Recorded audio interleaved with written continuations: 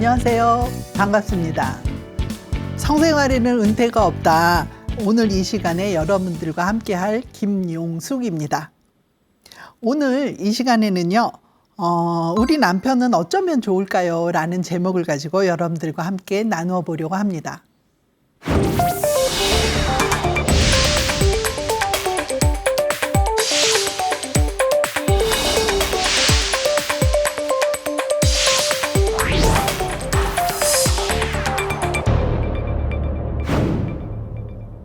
오늘 사례는 질병으로 도움을 받는 아내가 남편을 걱정하는 내용입니다.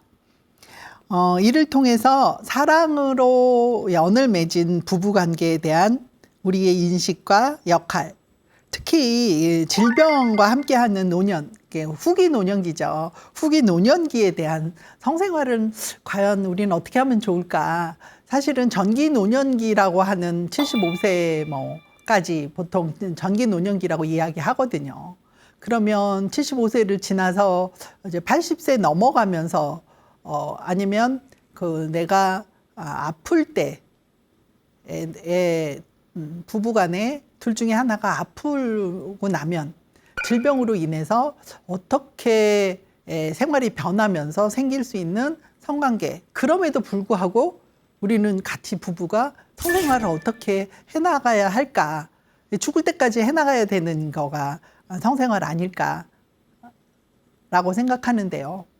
그래서 그런 것들에 대해서 우리가 좀 한번 생각해 봐야 되지 않을까. 특히 오늘 사연을 주신 분이 이런 내용으로 사연을 주셔서 여러분들과 좀 함께 이야기해 보려고 합니다. 오늘의 사연자는요, 75세 여성입니다. 75세 여성으로 파킨슨병을 앓고 있는 환자인데요. 증상이 심할 때는 일상적인 생활이 어렵기도 하대요. 그리고 증상이 좀 완화될 때는 정상적으로 일상 생활하는 것이 가능한 정도의 그런 질병의 상태를 가지고 있는데요. 질환을 앓고 계시다라고 이야기하셨지만 제가 만나 뵀을 때는 굉장히 단아한 외모를 갖고 계시더라고요. 그리고 표정이 굉장히 좋으세요. 그래서 아주 굉장히 온화한 표정, 보통 질병에 시달리시는 분들은 표정이 되게 어두우시거든요. 근데 굉장히 밝고 그다음에 온화한 표정으로 이야기를 하고 계셔서 되게 인상적이었어요. 이분을 만나 뵀을 때 이분의 이야기는 이제 요즘은 좀 상태가 좋은 상태라고 말씀을 하시더라고요. 그래서 이렇게 좋아졌을 때 도움을 좀 청해야 되지 않을까 해서 왔다고 하시면서 파킨슨병을 앓고 계시는데 벌써 한 5년 정도 돼서 점점 상태가 나빠지고 있다고 이야기하시면서요. 지금 현재의 간병은 남편께서 해주신대요. 근데 남편은 2살 많으신 남편이시라고, 아직은 남편은 건강하셔서 잘 돌보아 주신다라고 얘기를 하시더라고요. 경제적인 부분은 어떠세요? 라고 여쭤봤더니 크게 이렇게 부유하지는 않지만 그냥 생활하시는 데는 그리 어렵지 않다라고 말씀하시더라고요. 그러니 이제 그런 말씀하시는 것을 이렇게 봤을 때 전반적으로 커다랗게 어렵지 않은, 그리고 또 부부 관계도 나쁘지 않은 이런 분이셨구나라는 생각이 들더라고요. 이분은 아이들이 아들 하나에 딸 둘 셋이 있으시대요. 그래서 아들하고 살면서 손주를 봐주셨다고 하더라고요. 아프시기 전에는. 그래서 이렇게 질병 판단을 받은 후에 아이들이 바빠서 간병하기가 어려운 부분도 있고, 또 남편이 이렇게 병이라고 하는 질병의 판정을 받고 나니까 남편이 내가 돌봐야 되겠다라고 이렇게 딱 결정을 내리시면서 주장을 하시면서 아들이랑 같이 살았었는데 이제 두 분이서 분가를 하셨대요. 아이들한테도 폐가 될 것 같고 하니 우리 둘이 나가서 살겠다라고 하시면서 이제 분가를 하셔서 이렇게 두 분이 살고 계신다고. 그래서 커다랗게 어려움은 없으시다라고 얘기를 하시더라고요. 그러면서 아이들은 제 살림하며 그런 대로 잘 지내고 있어서 걱정이 없는데, 사실 걱정은 여기 도움을 청하러 오신 것은 남편 때문이라고 얘기하시더라고요. 그래서 남편이 너무 고맙기도 하지만 혼자서 애쓰시는 것이 짠하고 굉장히 안쓰럽다라고 얘기를 하시면서 여러 가지 안쓰러운 것이 있으나 특히 아직은 건강한 남편이 혼자 지내는 거, 본인이 아프니까 이렇게 성관계도 못하고 그런 생각이 드신대요. 그때 오실 때처럼 상태가 좋으시면 우리 남편 불쌍해서 어떡하나라는 생각을 하신다는, 그런 생각이 드신다는 거예요. 아직은 건강해서 그런 성생활, 성관계를 충분히 할 수 있는 체력이 되는 이런 남편이니 그렇게 그게 걱정이 된다고. 혹시 속으로 굉장히 속상해하거나 아니면 그것이 힘들지 않을까라고는 생각이 든다. 그러면 그래서 어떻게 하면 좋을까요? 예요. 우리 남편을 이 상황에서 내가 어떤 결정을 내리면 좋을까? 남편을 위해서 내가 어떤 행동을 하면 좋을까는 거죠. 이렇게 오늘 말씀드리는 사연은 굉장히 단순합니다. 그리고 주위에서 여러분들께서 어쩌면 되게 많이 보실 수 있는 일이에요. 질병을 앓고 있는 배우자를 갖고 있는 다른 배우자는 성생활, 성관계 아니면 나의 성욕을 어떻게 해소할 수 있을까? 해소해야 하나? 또 질병을 갖고 있는 배우자는 나머지 다른 한 배우자한테 어떤 배려를 해야 되나? 사실 이렇게 유쾌하고 좋은 이야기는 아닙니다만 누구나 다 말년에 닥치는 일이 아닐까라는 생각을 합니다. 그렇다면 우리는 이 부분에 대해서도 한번 생각해 봐야 되지 않을까라는 말씀을 드립니다. 사람이 살다 보면 좋은 일만 있는 건 아니고요. 또 때로는 슬프기도 하지만 어쩔 수 없이 받아들여야 되는 일들이 생기는데 그런 일들 중에 하나가 아닌가라는 생각을 해보면서요. 이 문제를 어떻게 해결해야 될까요? 이 사연자분들한테 여러분들은 어떤 조언을 해주시겠어요? 사실 저는 되게 애매하더라고요. 지금 편찮으신 분이시잖아요. 그래서 그러지 않아도 심리적으로 정서적으로 그렇게 안정스럽지 않으신 분한테 무엇을 어떻게 얘기를 할까. 근데 또 한편으로는 이 사연을 하시는, 도움을 청하시는 이분의 마음이 충분히 이렇게 이해가 되더라고요. 저 같아도 내가 저 상황이어도 저런 생각할 수 있겠구나 는 이런 공감이 충분히 되더라고요. 우선 저는 이렇게 말씀을 드렸어요.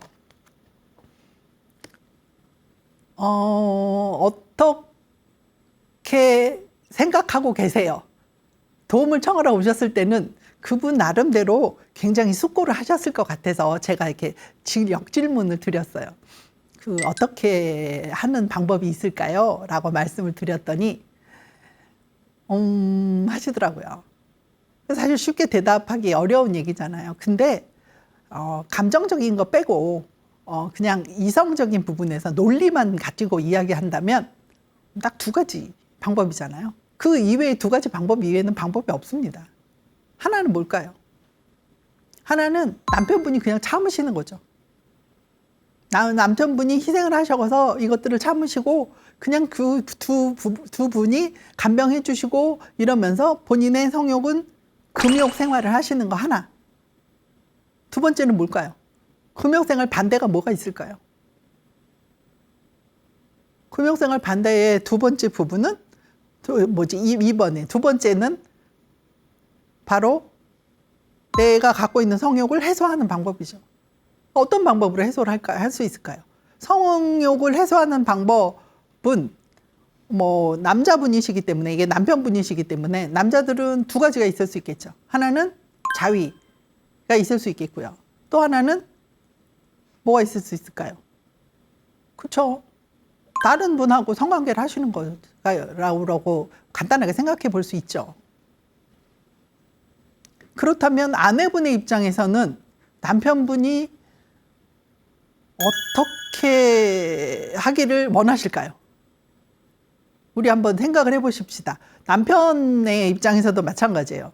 내가 이런 남편인데 아내는 나는 어떤 생각을 할 것 같고 아내는 어떤 생각을 할 것 같은지. 그래서 우리는 어떤 것들을 선택을 할지. 뭐 남편분이 성욕을 해소하는데 자위를 하시는 거는 자위는 스스로 본인이 성적인 욕구를 해소하시는 방법이니까 뭐 여러 가지 조금 주의하실 점을 이렇게 생각하면서 하시면 커다란 문제는 없겠죠. 근데 사실은 어떻게 보면 좀 약간 살짝 서글프기도 한 이야기일 수도 있으리라고 생각이 듭니다. 내가 지금 나이가 이렇게 많아서 이 늦은 나이에 또 이렇게 자위를 통해서 밖에는 내 성욕을 해소할 수 있는 방법이 이거밖에 없을까? 뭐 이렇게 생각한다면 되게 서글플 수도 있을 것 같은 생각이 듭니다.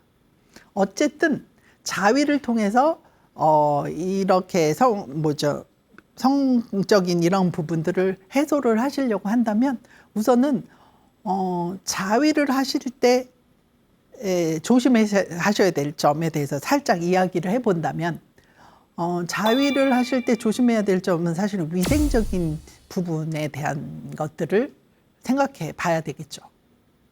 그리고 자위도 좀 조용한 이런 상태에서 본인이 충분히 편안한 상태에서 시간을 내서 이렇게 하시는 게 필요하고요. 그리고 위생적으로 뒤처리를 하시는 것도 필요합니다. 근데 사실 남자분들은 성욕을 해소해야만 된다라고 인식하고 있습니다. 그러면 여성은 성욕을 해소하지 않아도 될까요? 라고 하는 질문을 여러분들한테 드려볼 수 있을 것 같아요. 사실 원래는 남자, 여자 다 성적인 욕구는 거의 동일한 부분인데 이게 몸이 굉장히 신체적인 부분이 정상적이고 젊었을 때, 가임기 때의 젊은 시대에 있을 때의 성욕 해소와 그다음에 나이 들으면서의 성욕 해소는 조금 다른 모습을 가지고 있을 수밖에 없다는 게 있죠. 보통은 젊어서는 굉장히 격렬한 성관계라고 하는 아주 특별한 정점에 특별히 굉장히 호기심과 더불어서 극적인 요소들이 있죠. 그런 성관계를 통한 것들이 많다면 나이 들어서는 사실 신체적인 부분에서 젊었을 때처럼 멋진 성관계를 생각하지만 실제로 이렇게 노년기에 접한 우리들이 그렇게 멋진 성관계를 할 수 있는 기회, 그런 거는 그렇게 많지 않지 않을까라는 생각을 해봅니다. 우선 신체적으로 몸이 좀 안 따라주는 부분이 있잖아요. 성관계라고 하는 것이 엄청나게 짧은 시간 안에 엄청난 에너지를 이렇게 뿜어내는 작업이거든요. 그래서 굉장한 에너지가 필요합니다. 그렇게 굉장한 에너지를 뿜어낼 수 있을 만큼이 남녀 서로가, 남자고 여자고 마찬가지예요. 그럴 수 있을 만큼 준비가 되어 있는가, 그게 가능한가, 거기에 외부의 환경들이 다 맞아줄 때에 가능합니다. 성관계를 하는 동안에 누구한테도 이렇게 침해받지 않고 둘 다 굉장히 편안한 이런 상태에서 이렇게 할 때 사실 최고의 이런 극적인 이 오르가즘까지 올라가는 그런 것들을 느낄 수 있는 건데, 사실 나이 들어서 노년기에는 점점 그게 어려워지죠. 그래도 초기 노년기에는 그래도 가능합니다. 65세부터 만약에 노년이라고 쳐서 노인이라고 이제 우리가 보통 뭐 학적으로도 그렇고 법적으로도 얘기를 하니 65세부터 시작해갖고 한 75세까지는 거의 뭐 70대까지는 초기라고 볼 수 있으니 그때까지는 뭐 큰 문제 없을 확률이 높습니다. 근데 어쩌면 75세까지도 뭐 종종 횟수가 줄 수 있습니다만 큰 문제가 없으리라고 봅니다만, 보통 70이라고 하는 나이를 기점으로 이렇게 질병이나 아니면 건강이 악화되는 경우가 되게 많거든요. 그러면서 사실은 후기 노년기로 접어드는 뭐 80세 이후에는 그렇게 멋진 성관계를 할 수 있는 체력적인 힘이 많이 모자르지 않을까 싶습니다. 그렇기 때문에 사실 이 후기에는 체위도 뭐 이렇게 보통 우리가 알고 있는 여자분들이 아래, 남자분들이 위에서 피스톤 운동을 통해서 하는 이런 일반적으로 우리가 알고 있는 성관계를 하는 것이 어려울 수 있습니다. 체위도 조금 바꾸는 게 좋겠죠. 그런 것에 대한 준비도 사실은 좀 필요하기도 합니다. 근데 우리는 그런 거 하나도 하지 않으면서 그냥 멋진 성관계만 원하지 않을까 싶어요. 이 성관계라고 하는 것을 통해서 이렇게 해소했었던 것을 조금 다른 방법을 통해서 해소해야 되지 않을까라고 하는 말씀을 드리는 겁니다. 이제 원래 우리가 얘기했었던 곳으로 다시 돌아가면 자위를 통해서 남편은 성적인 요소를 해결할 수 있고, 두 번째는 다른 성적인 파트너를 이렇게 구해서 성관계를 하는 방법이 있을 수 있겠죠. 아마 지금 이 사연자분께서는 두 번째인 다른 파트너와의 성관계를 권해야 되지 않을까라고 하는 생각이 들어서 그게 좀 본인 스스로한테도 그렇게 뭐 좋은 느낌을 갖는 일은 아니잖아요. 그럼에도 불구하고 이것을 내가 의무로, 내가 아내의 의무인 성적인 이런 성욕을 해소시킬 수 있는 이런 여건이 되지 못하니, 그러니 다른 이런 대안을 제시해야 되지 않을까요? 하는 이야기를 하고 있는 것 같아요. 그렇다면 우리가 부부가 아닌, 우리나라는 부부가 아내, 남편, 하나인 일부 일처제를 가지고 이게 이런 제도를 가지고 있기 때문에 배우자가 아닌 다른 사람과의 성관계는 사실 이렇게 허락하고 있지 않습니다. 그걸 우리가 보통 외도라고 표현을 해서 얘기하잖아요. 뭐 새로 다른 사람과 사랑을 통해서 서로의 합의하에 하는 이런 그 성관계가 있을 수 있겠고요. 또 하나는 사실은 이렇게 지금 우리 사연자분 같이 아내가 이렇게 아파서 병관을 이렇게 해야 하는, 간병을 해야 되는 입장의 남편이 다른 사람과 연애를 통해서 사랑하는 이런 마음을 주고, 그래서 서로의 그런 그 동의하에 성관계를 할 수 있는 여건이 되지 않을까라고 싶어요. 만약에 그렇다면, 이렇게 행동하고 있다면 아픈 아내는 그것을 눈치채지 않았을까요? 원래 이렇게 아내하고 남편은 굉장히 예민한 이런 촉이라고 하는 기거가 있어서 서로가 변했을 때의 그 느낌은 굉장히 빨리 알거든요. 다른 사람은 몰라도. 그런데 이 사연자분은 굉장히 고맙고 이렇다라고 하는 이야기를 하는 걸로 보면, 이 남편분이 뭐 다른 사람과 뭐 이렇게 사랑을 하거나 뭐 연애를 하거나 하는 그런 것들을 하고 계시는 것 같지는 않아요. 그러면 이분이 손쉽게 할 수 있는 방법은 사실은 돈이라고 하는 것을 매개로 여성에게 몸을 빌리는 걸 저는 지금 굉장히 좋은 표현, 이게 좋은이 아니라 이렇게 둥글게 표현을 드립니다만, 사실 이거 성매매거든요. 근데 아직 우리 사회에서는 남자분들이 이렇게 성매매를 하는 거가 뭐 그리 어렵지 않은 사회입니다. 그리고 많이 일어나는 일이기도 하고요. 근데 이 성매매는 우리 사회에서 많이 일어나고 있는 일이기는 하지만 이거는 사실은 법적으로는 범죄 행위거든요. 법으로 막고 있잖아요. 그래서 만약에 알려지게 되면 처벌 받으실 수 있습니다. 그리고 이럴 때 사실은 내 원래 배우자는 어떤 마음이 들까? 이런 것도 충분히 생각해 보셔야 되고요. 본인 스스로도 내가 이 나이에, 이 늙은 나이에도 성적인 욕구라고 하는 본능을 못 이겨서 그것을 빌미 삼아서 아니면 그것에 이제 내가 치여서 이 행동을 어쩔 수 없이 선택을 했다. 나는 그거 정도밖에는 통제가 안 되는 사람이다. 라고 하는 자책감?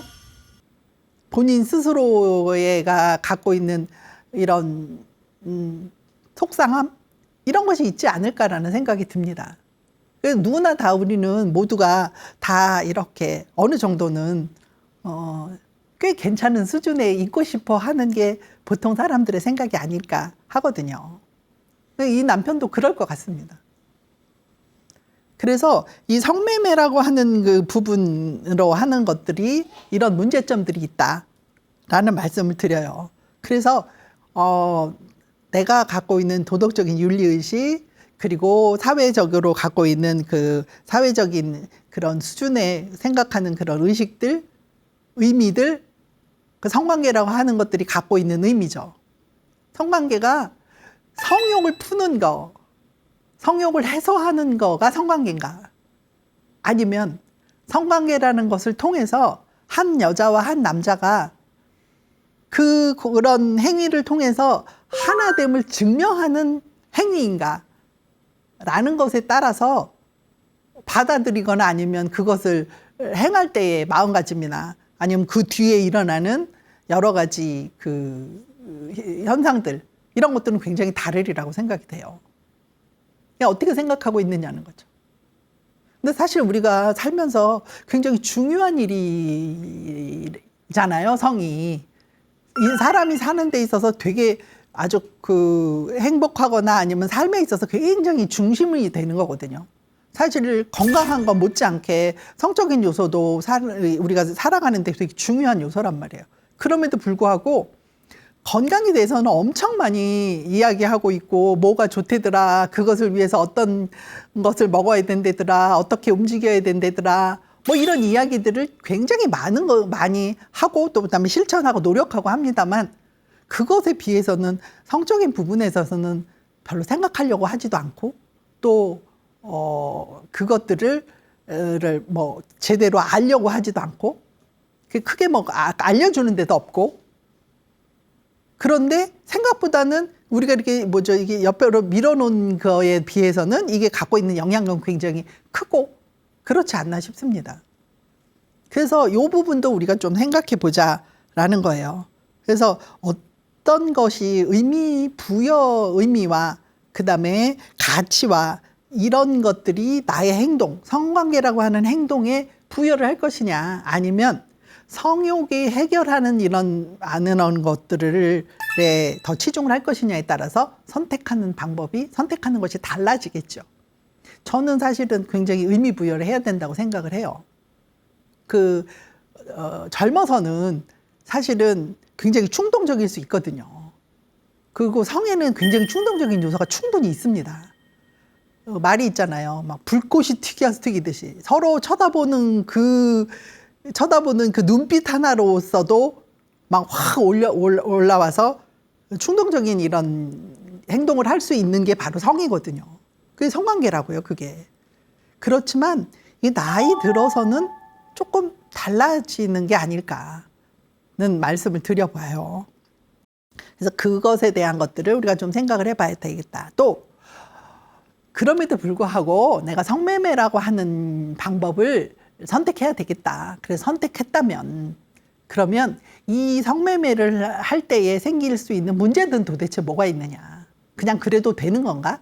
그냥 뭐 사회적으로 쳐다보는 눈이 조금 부정적이고, 그 다음에 뭐 별로 좋은 일은 아니고, 그렇지만 나는 성적인 욕구는 해결해야 되겠고, 그래서 뭐 어쩔 수 없잖아? 그래서 난 이것을 선택했어. 라고 하는 이런 것들이라면, 그거는 어떤 그런 부정적인 부분, 문제점이 있는가 하는 걸 좀 알아볼 필요가 있다는 거죠. 성매매는 아까도 말씀드렸지만 범법행위이다. 성범죄예요. 성범죄로 어떠어떠한 처벌을 받습니다라고 하고 법에 딱 명시가 되어 있습니다. 그렇기 때문에 처벌받으실 수 있습니다. 때때로 이런 일들을 범법행위를 했으나 이게 발견되지 않아서 처벌을 받지 않는 경우도 있을 뿐입니다. 또 하나는 뭐냐 하면 성병이라고 하는 거예요. 사법적인 처벌 말이 성병이라고 하는 신체적으로 나한테 영향을 미칠 수 있는 일들이 생기죠. 또 하나는 굉장히 심리적으로 죄책감이라든가 불안감이라든가 하는 이런 안 좋은 부정적인 감정을 느낄 수도 있습니다.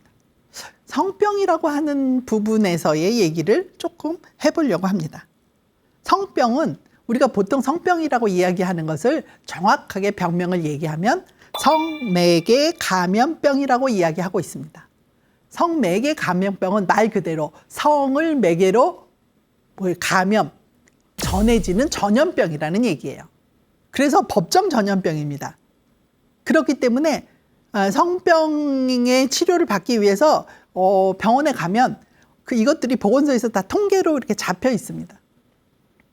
그런데 매년 나오는 발표에 보면 젊은 사람들은 성병이 전체적으로 줄어가는 것에 반해서 나이 드신 분들은 성병이 사실은 살짝 늘어나는 이런 현상들을 보이거든요. 젊은 사람들보다 더 많다가 아니라 과거에는 10명이었다면 현재는 뭐 12명, 15명 이런 식으로 늘어가는 이런 추세를 보인다는 거죠. 당연히 과거보다는 노년기의 성생활, 성관계가 많아졌음을, 그런 기회가 많아졌기 때문에 생길 수 있는 문제로 나타나기도, 그렇게 해석을 하기도 하고요. 여하튼 이거는 전염병이기 때문에 통계가 잡히고 전염병이기 때문에 어떻게 다른 사람한테 어떻게 전해줄 수 있어요. 성적인 행위를 통해서 전해줄 수 있고, 그리고 또 뭐도 있을까요? 이게 전염병이니 반드시 치료를 받아야 된다는 겁니다. 그냥 다 늙었는데 뭐가 아니라 나뿐만 아니라 가족 아니면 아주 굉장히 근접하게 살고 있는 부분들한테 전염이 되니 꼭 치료를 받아야 된다. 그럼 치료를 어디로 받으러 갈까요? 혹시 여러분들이 성병이라고 하는 거가 나한테 왔다라고 하는 것들을 인식했다면 나는 어디로 가야 될까요? 비뇨기과로 가시면 됩니다. 그래서 비뇨기과에 가셔서 꼭 치료를 받으셔야 된다. 이제 요즘은 워낙 약이 좋아서요. 이게 주로 다 이제 염증하고 관계된 부분들이 되게 많아서 이 치료가 잘 됩니다. 그러니 꼭 치료를 받으십사라고 하는 말씀을 드리고요. 그러면 이 성매개 감염병이라고 하는 전염병인 이 성병에는 어떤 것들이 있을까라고 생각을 해보면은요. 주로 에이즈라든가 임질이라든가 매독, 연성하감 이런 것들을 얘기할 수 있습니다. 또 이 밖에도 여러 가지가 되게 많아요. 여러분들이 이게 조금만 찾아보시면 금방 이게 많이 보실 수 있습니다. 이게 성병의 증상이 도대체 그러면 어떤 것이 있을까라고 보면은요. 주로 이제 처음에는 성기 주변이 좀 가려움증이 있고요. 소변을 볼 때 좀 통증이 있을 수 있고요.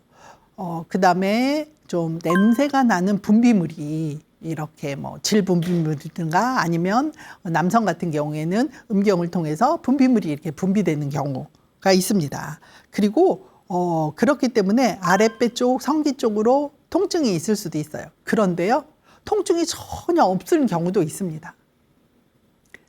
그러니 혹시 뭐가 이 중에서 한 가지만이라도 이렇게 생각이 되는 몸이 조금 다르다라고 하는 것들을 느낄 때는 가서 검사를 받아보시는 게 필요하다는 말씀을 드려요. 즉 이 사연자분의 남편분께서 만약에 성적인 성욕 해소를 위해서 성매매를 통한 성관계를 가지셨다면 지금 이 사연자분인 아내분도, 배우자인 아내분도 어떻게 해요? 성병에 걸릴 확률이 되게 높다는 거죠. 그래서 어떤 성병에 따라서는 증상이 별로 없을 수도 있고요. 나중에 증상이 처음에 초반기만 없는 거지 나중에는 증상이 있어서 굉장히 더 안 좋은 결과를 나타내거든요. 그렇다면 검사를 받아보시는 게 필요하다라는 말씀을 드려요.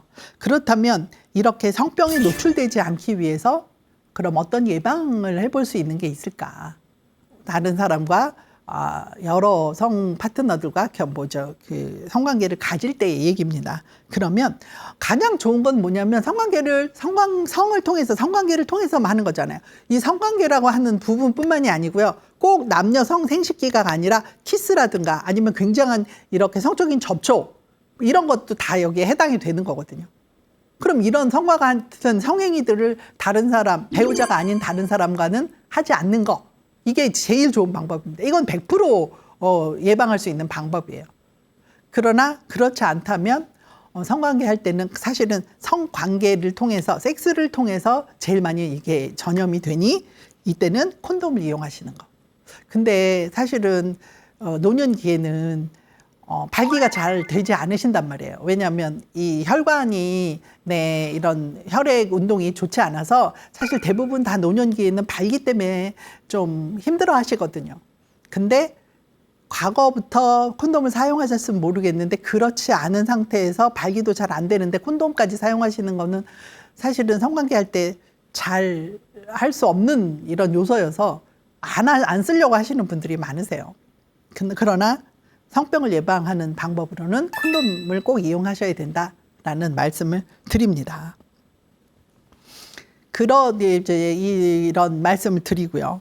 그렇지 않고 이제 이거는 다른 사람과 성관계를 통해서 성욕을 해소하는 얘기를 쭉 말씀드렸다면 그렇지 않고 우리 부부가 노력을 해서 남편의 성욕 또 아프지만 아내도 성욕이 있단 말이에요.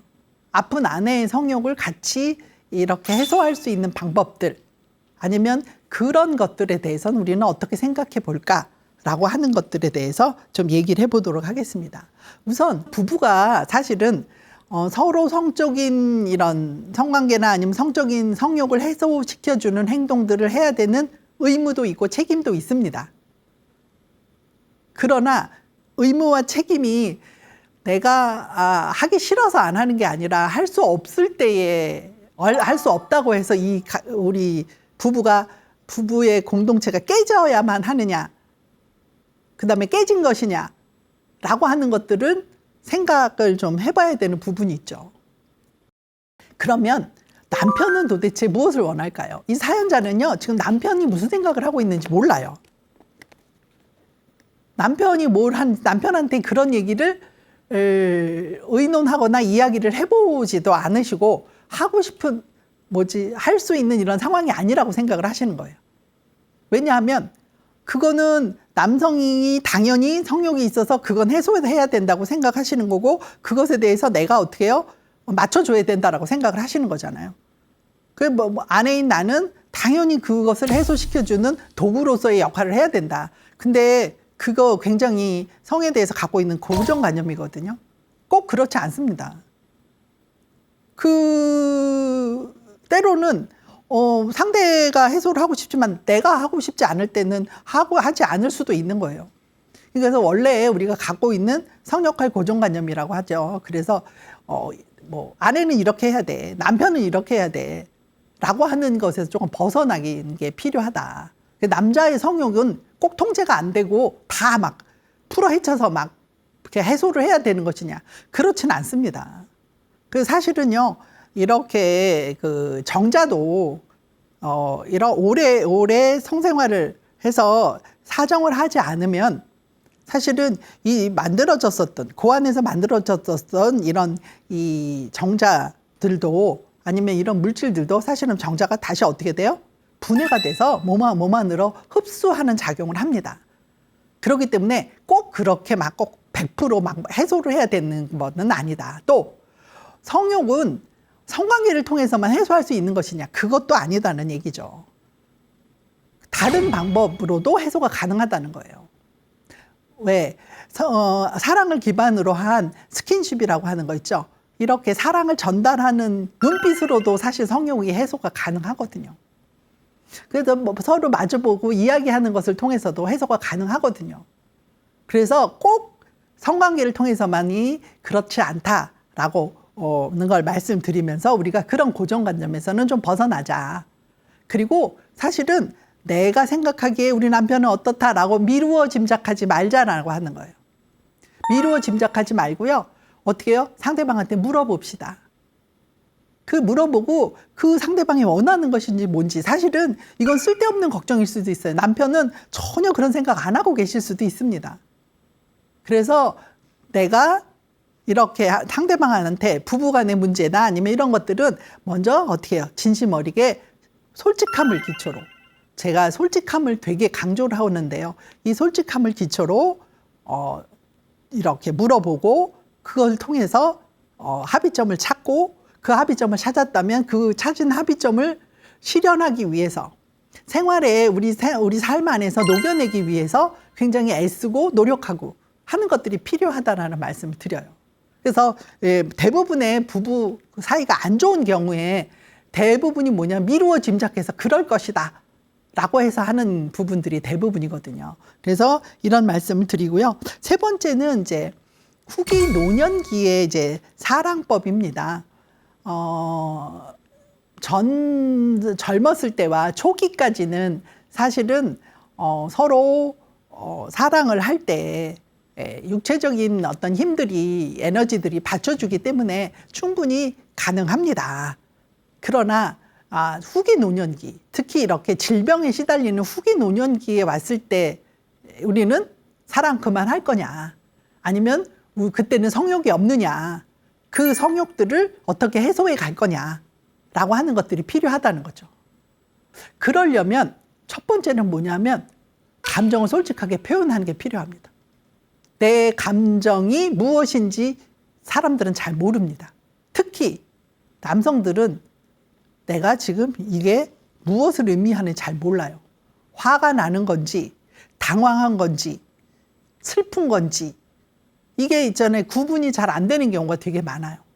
특히 이 지금 노년기에 있으신 남자분들, 젊으신 분들은 그런 것에 대해서 조금 더 이렇게 수용하는 사회가 됐기 때문에 그런 것들에 대해서 조금 어느 정도 그래도 가능합니다만, 이 지금 노년기 70, 80 되시는 분들은 이렇게 하면서 배우면서 그다음에 크고 생활했잖아요.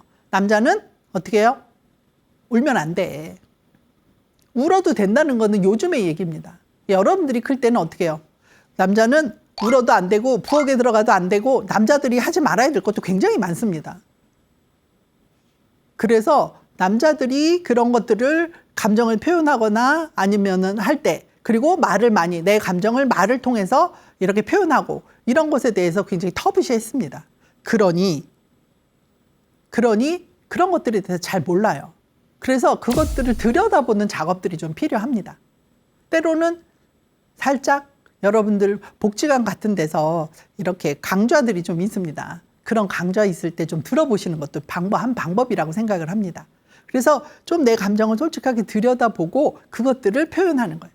내가 사랑하는 마음이 들었을 때, 내 아내가 지금 질병에 노출되어 있는, 그래서 지금 아파하고 있는 아내를 쳐다봤는데 그 아내를 쳐다볼 때도 사랑스러울 때가 있단 말이에요. 그 사랑스러운 시점에 나는 그 사랑스러운 감정을 들었을 때 그게 사랑스러운 감정이라는 걸 알고 그 사랑스러운 감정을 어떻게 표현하느냐는 거죠. 그냥 아마 대부분의 노년기에 계신, 특히 후기 노년기에 계시는 분들은 그냥 이렇게 쳐다보고 쓱 지나가고 말하셨을 거예요.